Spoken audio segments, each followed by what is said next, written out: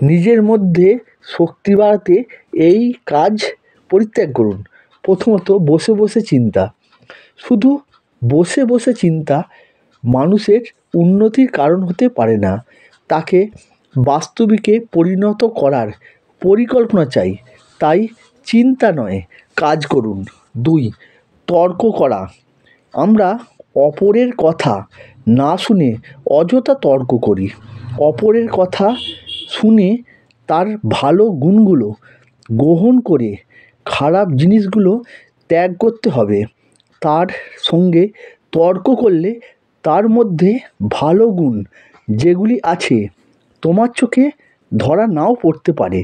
তাই তর্ক করা নয়, অপরের কথা শুনে তাকে বাস্তবিকে পরিণত করা এবং তার ভালো গুণগুলি তার কাছ থেকে শিখে নেওয়া, এইটাই করা আমাদের উচিত। 3 নম্বর, আলসেমি। আমাদের উন্নতির সবচেয়ে শত্রু হলো আলসেমি। এটা পরিত্যাগ করতেই হবে। ছোট ছোট টার্গেট নিন, সেটি পূরণ করতে পারলেই আপনার জীবনের আলসেমি কেটে যাবে, আপনাকে বড় কাজে এগিয়ে যেতে সাহায্য করবে। নমস্কার।